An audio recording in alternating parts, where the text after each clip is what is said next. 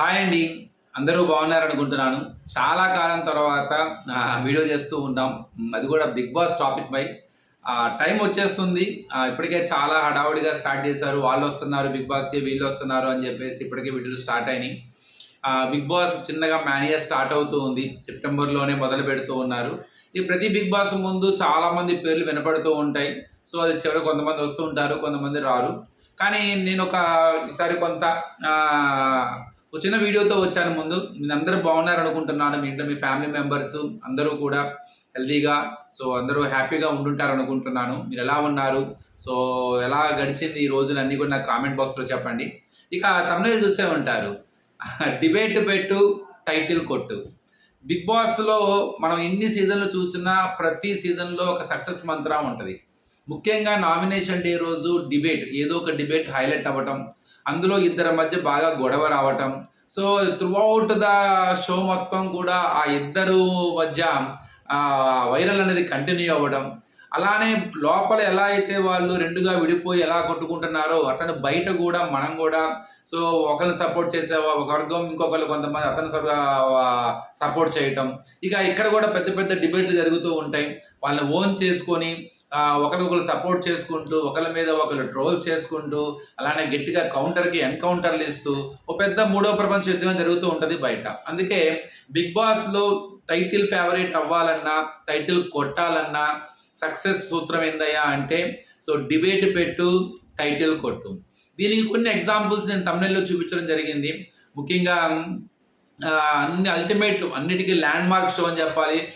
Telugu 'big boss' Telugu సీజన్‌లో Akhil and Abhijit. Abhijit versus Akhil ఆ రోజుల్లో జరిగిన ఆ డిబేట్ అనేది హైలైట్.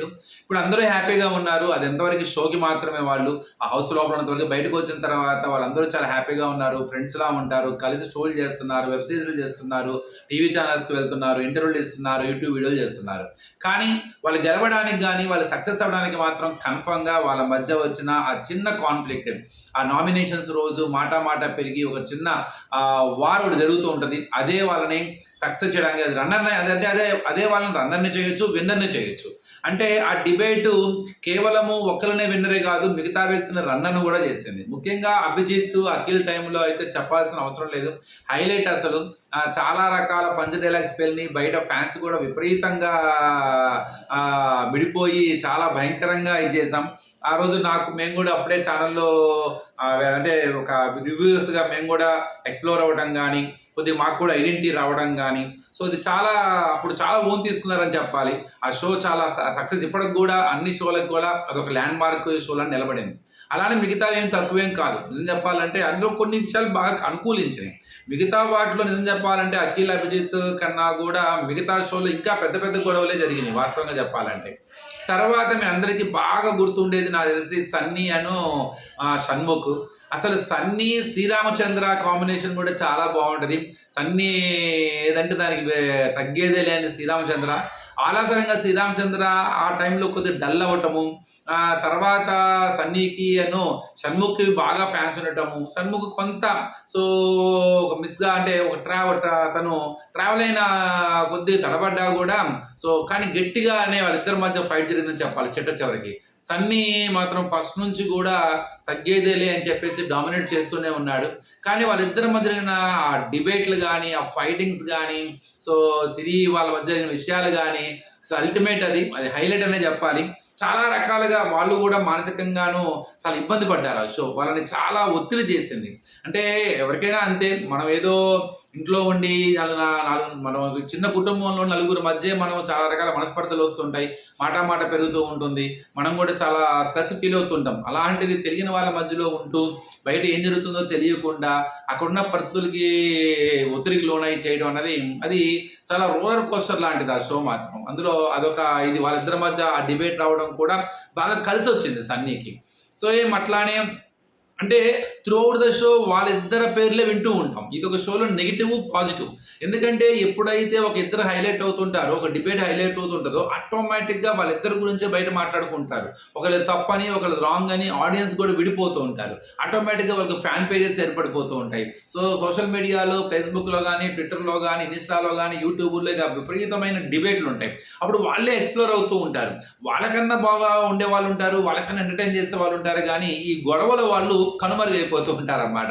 ఇది చాలా డేంజర్ అసలది. అందుకే ఎప్పుడు కూడా ఒకళ్ళు హైలైట్ అవ్వంగానే వెంటనే చుట్టుపక్కల ఉన్న వాళ్ళు దాన్ని ఓవర్‌కమ్ చేసే విధంగా వాళ్ళు వెంటనే లైట్ వేలోకి వచ్చే విధంగా ప్లాన్ చేయాలి. లేకపోతే ఇక త్రూ ఔట్ ద షో వాళ్ళిద్దరి మీద నడుస్తుంది. ఇప్పటిదాకా జరిగిన అన్ని సీజన్‌లు కూడా అలానే జరిగినాయి. అందుకని ఇది సక్సెస్ సూత్రం అయిందనమాట.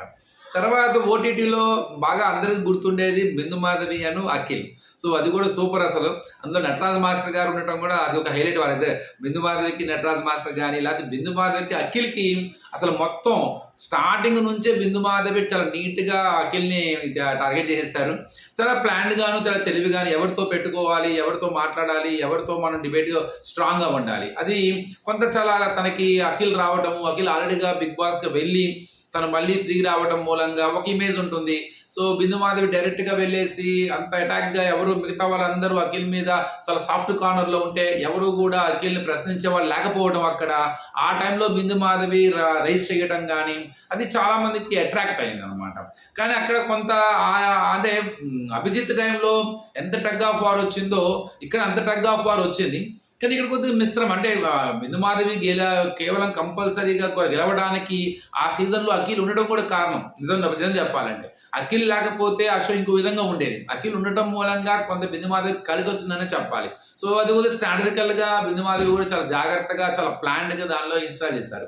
సో అలా అని చెప్పి అఖిల్‌కి ఆ సీజన్ రన్నర్‌గా ఉన్న చాలా గుడ్ నేమ్ వచ్చింది. కొద్దో గొప్పో తనకు ఒక సాఫ్ట్ ఇమేజ్ వచ్చింది. తన మీద ఒక రకమైన ఇంతకుముందున్న బ్యాడ్ ఒపీనియన్, గుడ్ ఒపీనియన్ కూడా చాలా బాగా గెయిన్ చేసుకోగలిగాడు అతను. సో ఎందుకంటే ఎక్కువగా టార్గెట్ అయ్యాడు పాపం. నిజం చెప్పాలంటే 'బిందు మాధవి' ఎక్కువ టార్గెట్ అయ్యాడు. సో ఇది ఒక స్ట్రాటజీ. తర్వాత చివర్లో వాళ్ళందరూ బ్రహ్మాండంగా ఉన్నారు. అదంతా వేరే విషయం. కానీ అదొక స్ట్రాటజికల్‌గా వాళ్ళు ఇచ్చేయడం జరిగిందనమాట. ఇక నెక్స్ట్ అంతకుముందు మీకు 'శ్రీముఖి' అండ్ 'రాహుల్' మీకు ఆ షో అంతా గుర్తుంటే అసలు చివరిదాకా వాళ్ళు మాట్లాడుకోరు. చివరికి వాళ్ళ మదర్ వచ్చిన తర్వాత కూడా చాలా ఇద్దరిని కుదుర్చడానికి చాలా ట్రై చేస్తారు. మీకు ఆ మొత్తం సీజన్ అంతా అసలు వాళ్ళిద్దరి మధ్య మంచి టగ్ ఆఫ్ వార్ పడింది. సో అది చివరికి వెళ్ళి రాహుల్ గెలిచే అసలు యాక్చువల్‌గా ఈ సీజన్ అందరూ 'శ్రీముఖి' గెలుస్తుంది అనుకున్నారు.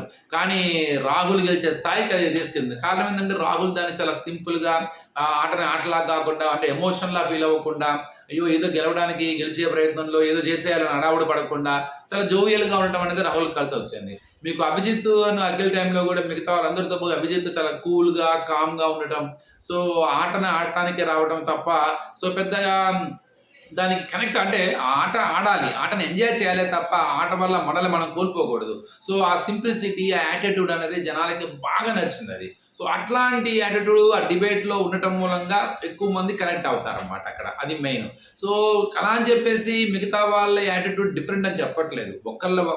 ఒక విషయాన్ని కొంతమంది సీరియస్‌గా తీసుకుంటారు. కొంతమంది ఓన్‌గా తీసుకుంటారు. కొంతమంది లైట్‌గా తీసుకుంటారు. సో వే ఆఫ్ ఎక్స్‌ప్రెసింగ్ అన్నది కొంతమందికి నచ్చుతుంది. కొంతమందికి నచ్చదు. అల్టిమేట్‌గా కొన్ని విషయాల్లో ఏంటంటే ఇది అంటారు కదా! పవన్ కళ్యాణ్ గారు ఎక్కడ నెగ్గాలో కాదు, ఎక్కడ తగ్గాలో తెలిసినోడు గొప్పోడని. అట్లా ఎక్కడ సిట్యుయేషన్ బట్టి ఎలా మాట్లాడాలన్నదే ఆ పాయింట్ వద్దే ఆటోమేటిక్‌గా ఆడియన్స్ కనెక్ట్ అవుతూ ఉంటారు. కానీ ఈ డిబేట్‌లు మాత్రం కన్ఫర్మ్‌గా వాళ్ళని విన్నర్ ప్లేస్‌లోనో, రన్నర్ ప్లేస్‌లోనో కూర్చోబెడుతున్నాయి.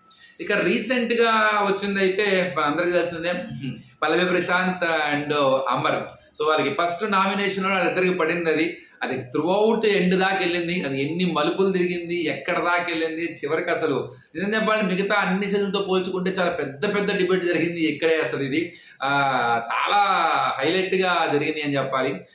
అంటే లేడీస్ మధ్య కాదు, వాళ్ళ మధ్య కాదు, వీరిద్దరి మధ్య కాదు, చాలా రకాల శివాజీ గారి మధ్య గాని, గౌతమ్ కృష్ణ వాళ్ళ మధ్య గాని చాలా పెద్ద డిబేట్లనమాట. చాలా తారాస్థాయికి షోని తీసుకెళ్ళగలిగారు. కానీ ఎవరైతే వీళ్ళిద్దరి మధ్య ఫస్ట్ నుంచి చూస్తున్న కాన్ఫ్లిక్ట్ ఏదైతే ఉందో అది పల్లవి ప్రశాంత్‌కి బాగా కలిసొచ్చిందని చెప్పాలి. అది చివరిదాకా వాళ్ళిద్దరి మధ్య అలానే వెళ్ళి వాళ్ళిద్దరిని తీసుకెళ్ళి ఆ డిబేట్ విన్నర్‌ని రన్నర్ ప్లేస్‌లో కూర్చోబెట్టింది. సో మీకు ఎన్ని సీజన్స్‌లో మీకు ఏది బాగా ఇష్టము? దేనికి మీరు బాగా కనెక్ట్ అయ్యారు? అంటే రన్నర్ విన్నర్ అనే దాంట్లో మనం ఒకరిని సపోర్ట్ చేస్తాం, అలానే మిగతా వాళ్ళని తక్కువ చేసినట్టు కాదు. కానీ సో అప్పుడు బాగా ఎంజాయ్, అంటే మనం బాగా కనెక్ట్ అవుతుంటాం. జనరల్గా బిగ్ బాస్ తెలుగు సీజన్లో సక్సెస్ అవ్వడానికి గల కారణం ఏంటంటే మన వాళ్ళు బాగా కనెక్ట్ అవుతారు, ఎక్కువగా ఓన్ తీసుకుంటారన్నమాట. ఆ గెలుపు కోసం రాత్రి బౌళ్ళు కష్టపడతారు, కామెంట్ బాక్స్లో రచ్చ చేస్తారు, సోషల్ మీడియాలో సపోర్ట్ చేస్తారు, కౌంటర్స్ ఇస్తారు, ఎన్కౌంటర్స్ ఇస్తారు, వీడియోస్ చేస్తారు, చాలా ఓన్ తీసుకుంటారు. సో మీ ఎన్ని సీజన్లో మీకు ఒక మెమరబుల్ గాను మీరు బాగా ఎంజాయ్ చేసింది, బాగా కనెక్ట్ అయ్యింది దేనికి, ఏ కాంబినేషన్ మీకు బాగా నచ్చింది? ఇప్పుడు తమ్నైల్ మీద పెట్టిన ఏవైతే కాంబినేషన్స్ ఉన్నాయో ఆ కాంబినేషన్స్లో మీది బ్రహ్మాండంగా మీకు బాగా కనెక్ట్ అయిన కాంబినేషన్ ఏంటి? ఏదేమైనా డిబేట్ ఉంటేనే టైటిల్ కొడతాం అన్నది కరెక్టా కాదా? ఎస్, డిబేట్ పెట్టు, టైటిల్ కొట్టు, కనీసం నువ్వు రన్నర్లో అన్నా కన్ఫర్మ్గా ఉంటావు. సో డిబేట్ నిన్ను విన్నర్ అయినా చేస్తుంది, రన్నర్ అయినా చేస్తుంది. అంటే పక్కాగా డిబేట్ తీసుకెళ్ళి 1 or 2 ప్లేసుల్లో మాత్రం ఉంటుంది. సో ఇక సీజన్ 8 ఎలా ఉండబోతుంది? మీకు తెలిసిన వాళ్ళ పేర్లు ఎవరెవరు వెళ్తే బాగుంటుంది, ఎవరెవరు వెళ్ళాలనుకుంటున్నారు, ఎవరు వెళ్ళారని చెప్పేసి రూమర్స్ కానీ న్యూస్ వస్తున్నాయి. సో సీజన్ 8 గురించి ఎంత ఆసక్తిగా ఉన్నారు? So how many of you are missing Bigg Boss show? Bigg Boss show వల్ల లాభమా, నష్టమా, దీనివల్ల వేస్ట్ షో, ఇలాంటివన్నీ చాలా మంది వల్ల ఏంటి లాభము అని మనం చాలా డిబేట్ జరుగుతుంటాయి. కానీ ఒకటైతే పక్కా, కొంత మనం పొద్దున్న నుండి సాయం దాకా స్ట్రెస్గా వర్క్ చేసి ఇంటికి వచ్చేటప్పుడు ఏదో కొంత ఆహ్లాదకరంగా ఎంటర్టైన్ చేయటం, దాని గురించి మాట్లాడుకోవటం, ఇంట్లో ఫ్యామిలీ మెంబర్స్ అందరూ ఒక డిస్కషన్ చేయటం, సో ఒక వ్యక్తిని మనం ఓన్ చేసుకోవటం, సో ఒక ఎంటర్టైన్మెంట్. ప్రతి దాంట్లో మంచి ఉంటుంది, చెడు ఉంటుంది, నో డౌట్. సో అందులో ఉన్న మంచిని చూద్దాము, చెడుని పక్కన పెట్టేద్దాం. కాబట్టి షోని ఎంజాయ్ చేయడంలో ఎలాంటి తప్పు లేదు. సో కొంత ఫ్యామిలీ మెంబర్స్కి అదొక టైంపాస్ లాంటిది, నో డౌట్. దానిలో కూడా నేర్చుకోవాల్సిన చాలా విషయాలు ఉంటాయి, మనం చూడాలి. కానీ ప్రతి దాంట్లో కూడా మంచి ఉంటుంది, చెడు ఉంటుంది. ఆ మంచిని తీసుకుంటే సో లైఫ్ అనేది చాలా మోర్ బ్యూటిఫుల్గా ఉంటుంది. సో మీరు ఎలా ఉన్నారో చెప్పండి. అలానే ఈ కాంబినేషన్స్లో ఏది బాగుంది, సీజన్ 8 కోసం ఎంతమంది వెయిట్ చేస్తున్నారో కూడా కామెంట్ చేయండి. Thank you.